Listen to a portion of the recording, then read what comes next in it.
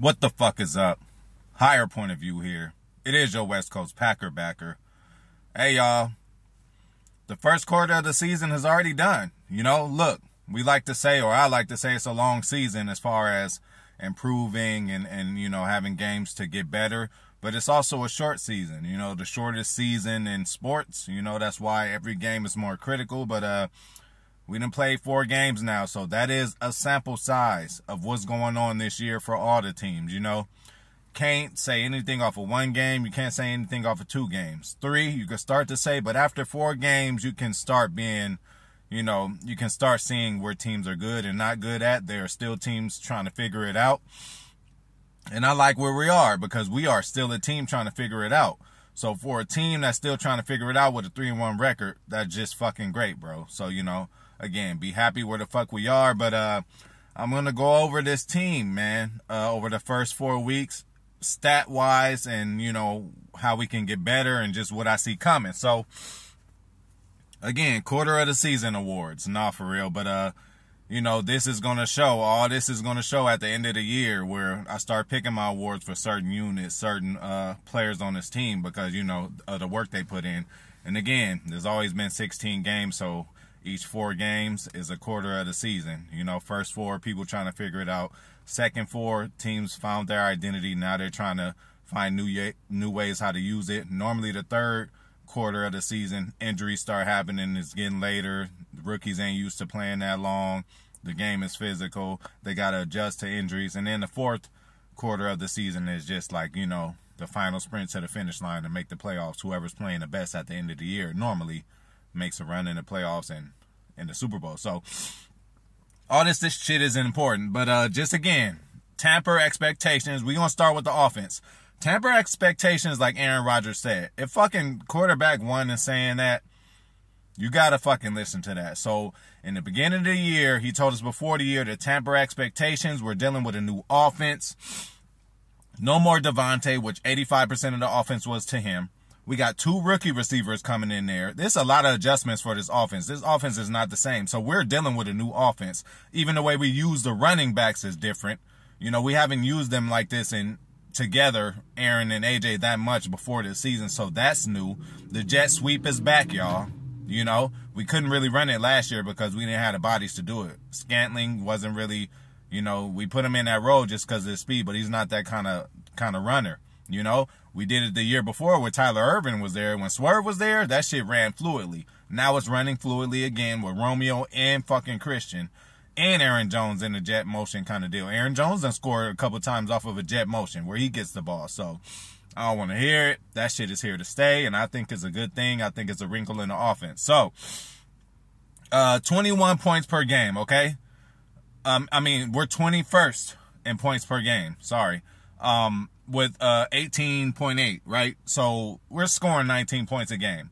Again, with a new offense, figuring everything out, got rookies dropping passes, O-line shuffle still, working back fucking Bakhtiari and Elton. You know, this first 4 games is just us just really, it's like a puzzle, you know. When you do a puzzle, you see all your pieces, you start at some place and you just go off of that. We're just going week to week with this shit, seeing what's the best lineups as far as the offensive line, working back David, working back Elton. Big Bobby's coming back. No davante, 2 rookie receivers. So again, tamper expectations, and, you know, we 21st in points per game with 19 points a game. You got to think that's going to get better just because all of these players are going to get better. We've already seen Romeo from week 1 into week 4 are a different player. So they're learning and progressing fast, and I'm glad that in this offseason we were saying the Packers need the fast track. It seems like they're doing it. How about it's time to smoke, y'all? I'm already a little lit a little bit, but hey, you know what it is. It's higher point of view. Shout out to everybody. What the fuck is up with y'all? Shout out to the Pack Attack. Shout out to all my loyal faithfuls who come in, you know, on the comments and all that. But let's continue to go. So, yeah, tamper expectations with this new offense. You know, new ways we're using running backs. The jet sweep is back. New receivers. 2 rookie receivers. There's a lot going on. Offensive line coming back, getting healthy. We're trying to find the best 5 on the offensive line. It's a lot going on. So, for us to be where we're at, God damn it, you got to think that we're only going to get better. So I'm not tripping off of the 18 or 19 points a game. That shit's going to get better. We're 16th in passing, okay? Passing yards per game, we're 16th. And I think that's decent for, again, where we're at. Hey, one thing I do like is they spreading that fucking ball around, man. Every game there's been a minimum of 6 receivers that caught the ball. It didn't used to be like that. It used to be 4 or 5 receivers. You know how Aaron got to trust you, and if you don't, he ain't going to throw it to you. But Aaron is, hey, so give Aaron credit, y'all. He's coming out of his comfort zone to fast track and speed these receivers up, because I'm not sure if Romeo would have been getting balls that he was getting after them turnover and the fucking drop touchdown he had. You know, I don't know if he would have been getting balls like that 3-4 years ago, but Aaron is understanding that he got to fast track this shit. Romeo was a critical player in that last drive to seal the game against the Patriots. So Aaron still trusted him after all that shit. Let's hope he gives Christian the same trust. So we're 7th in the run. So that shows where our strength is. 16th in passing yards per game, 7th in run. So if we're 7th, I think that's elite company. I think we could climb in and reach in the top 5, because we still haven't figured it out on the run game either. We still got to learn how to deviate the carries between Aaron and AJ, and when Kylan comes back. You know, we got to know when we're going to use them both in the backfield at the same time. Like, it's still a lot to figure out with that. So to see that we're 7th in the league in running, I think we should stick to it. When we abandon the run, historically we don't do good. But this year is the same thing. There's times when we abandon the run where we didn't really have to. It wasn't time to play hero ball yet. Just because we go down a couple scores, you still got to run the ball. You know, you can't get 14 points in one drive. Run the ball still. Keep the defense honest. And let's do what we do. That is our strength this year so far. Hopefully, hey, we become balanced. I don't think the receiver is ever going to be a strength, because we got 2 dynamic guys behind there in the backfield. But that's what it is. And look, we fumbled every fucking game of the year so far. That got to stop. Every game we've had a fumble, you know. And there was a couple games we had interceptions. So we've had multiple turnovers with the offense. That is one thing that I think can improve and should improve. I'm not using that as an excuse. I don't want any excuses for turnovers, because turnovers turn into momentum turnovers, and that turns into us losing big playoff games. So get it all out now, fellas. But, you know, we just only talking about the first 4 weeks. And the last thing I'm going to say on the offense is it's always been a tale of 2 halves. The fucking Tampa game, you know. We started off hot, scored enough in the first half, didn't score again in the second half to like the 4th quarter. Or I don't even know if we did score again. You know, same thing with Chicago. Started off good, and then they ended up coming back. You know, we didn't score much in the second half. Now with this New England game, we didn't score much in the first half, and then we put it together in the second half. So what that tells me about this offense is, you know, we've been winning games with just halves of good play. Once we put together a whole game of good play, we're going to be in good shape. And for us not to do it yet this early in the season, I'm not motherfucking worried about it, y'all. So, again, hey, I'm okay with the offense so far. They've done enough for me so far. 3-1, yeah, shit, we can improve. But to be in this position with all I told y'all about this new offense, this is a completely new offense than it was the past 2 years, man. New bodies.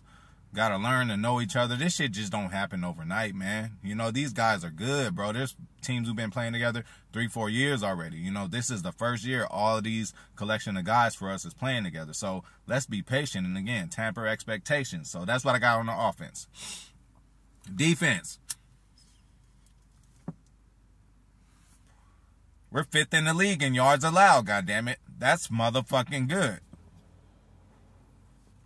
We're 3rd in the league in pass yards allowed, behind fucking Buffalo and San Francisco. That's fucking good. What have we been saying this whole offseason? We're going to have a top 5 defense. We're going to have a top 5 defense. This is how you do it when you're 3rd in passing and 5th in total yards. Now, where the problem comes is the run defense, where we are 22nd, giving up fucking 126 yards per game. You know, that's a problem there, you know. I think it has a lot to do with bad tackling. And I think it has a lot to do with, you know, certain defensive sets that we get in. But, you know, we can't be too critical of Joe Barry. I ain't worried about the running game with Joe Barry. Right now, I'm worried about motherfuckers coming back on us with Joe Barry. When the motherfucker when we up by 3 and it's a last drive and we on defense, that's what I'm worried about. Because this soft coverage shit, you know, I just don't like it, bro. You know, I seen him even try to change it. He did soft on one side, you know, on the right side, but then on the left side, he has Stokes back 15. It don't matter. They're going to throw where the motherfucker is back 15, bro. I see you trying to change it up a little bit, bro. Soft coverage got to go. I don't give a fuck. We have the corners to do it.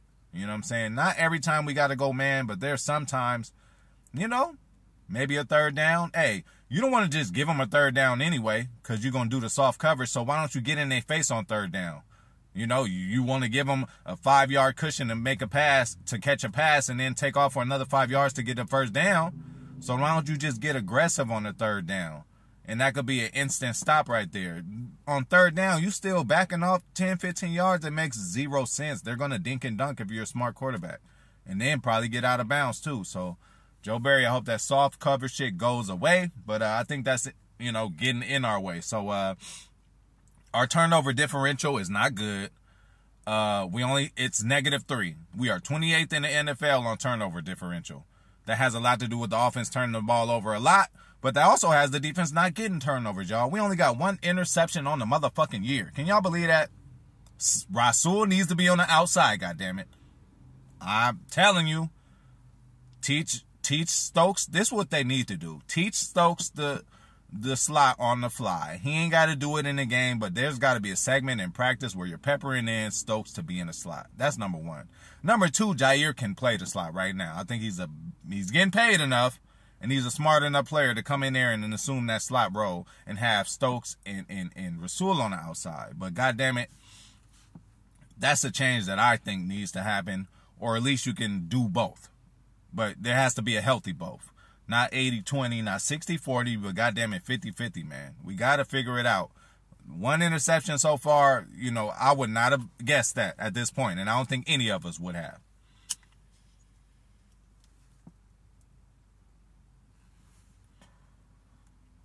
So yeah, we 23rd in the NFL with 4 total turnovers. So obviously that means there was 3 fumble recoveries, which is good, but I think we just need more interceptions, y'all. So yeah, we're only giving up 17 points per game as a defense. Tied for 5th. That's cool, and that could get better, but I'm satisfied with that. With this quarterback we have, 4-time MVP, Super Bowl MVP, you know, we should be able to score 17 points a game. We should be able to score at least 24, really 28. I think this offense should be capable of a scoring per game. So if our defense is holding them to 17, 18, I think that's cool. But I think the defense can hold people to lower than that, man, once we get it all together. But a lot has to do with motherfucking missed tackles. So my synopsis on the defense so far is it's a few questionable theories and philosophies on play calling by Joe, you know, letting people just catch the ball and just run, you know, just literally just letting them do it. Here you go, cut in front of me. There you go. Here it is right here. Go ahead. Pass it right here. There's nobody near a receiver, bro. So even the wackest quarterback, if he looked over and seen that Stokes was so far off of him, he's going to call an audible and tell that receiver, hey, man, I'm just going to hit you on the little bubble or a little, you know, hit. Like, come on, man. That shit's got to stop. But overall, tackling has to get better for the defense from everybody, you know. Mainly Devondre Campbell, bro. You know, you got to tighten that shit up. I think you will. Again, you're getting used to a new role, too. People just underestimate new role. So that's it for the defense. But to see that on offense, we're scoring 18 points a game. Well, really 19. And defense, we're giving up 17. That means we're good at winning close games. And you know what? To be 3-1 and to be in this situation many times, that means we're good at winning close games. If the game is a blowout, then maybe the Packers lost. But if it's a close game, maybe the Packers win. I'd rather win close games and get used to winning close games because you're more likable to have close games in the playoffs because they are elite teams being involved, you know. God damn it, we all want blowouts, you know. Shout out to Big Nate. We all want blowouts. We love them, you know. We celebrate, we drinking, we don't care what's going on. We winning, but shit, winning close games, man, that shit, you keep it in your memory because some motherfuckers will check out and give up you know, in the third, fourth quarter when they getting beat. But like, if we've been in this situation before, say, hey, you know, we came back before. We did this before. It's not something we haven't done.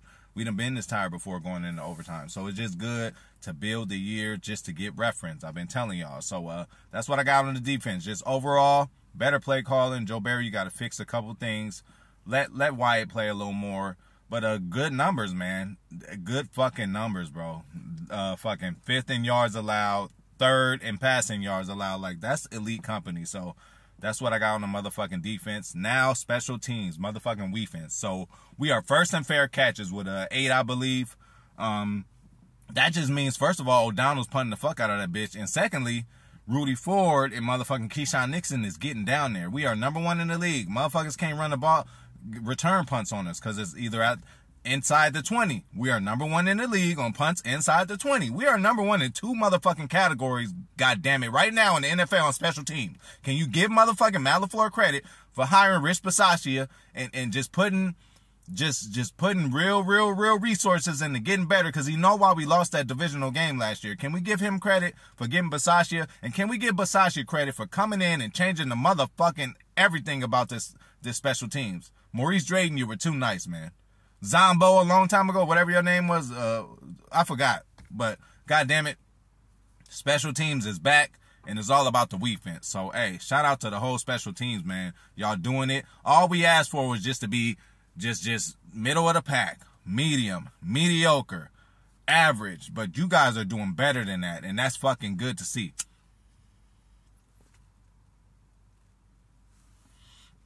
We're 12th in kickoff return yards, averaging 20 yards per kickoff return. That is fucking great, with a long of 34. So averaging 20 yards, like, hey, when they just get a fair catch on kick return, they go to the 25. So for them to only average 20, that's fucking good too. Again, defense is doing their thing, y'all. They keeping us in games with field position, and 16th in punt return average. You know, with a average of 8 yards and a long of 20, you know? Again, defense, baby, like, you know? So that's what I'm looking at the first 4 games of the season, man. A quarter of the way is gone. I think we're going to probably be our complete team by the 3rd quarter. So this 2nd quarter of the season, this next 4 games we have, you're going to see a bit of the same. But you're going to see improvement, but you're still going to see mistakes from the rookies.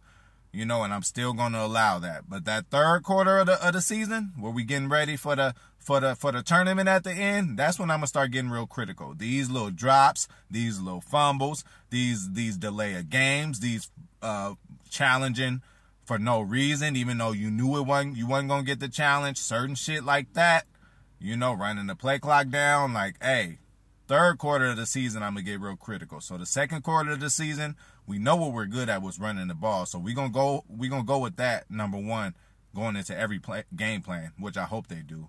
And then secondly, continue to get the passing offense better. For us to be fucking 16th, that's not bad, you know, for a brand new team. Imagine these guys start just coming along and bringing, you know, and then the hammy coming back, and hey, it's going to get better. So we're not going to finish at 16th.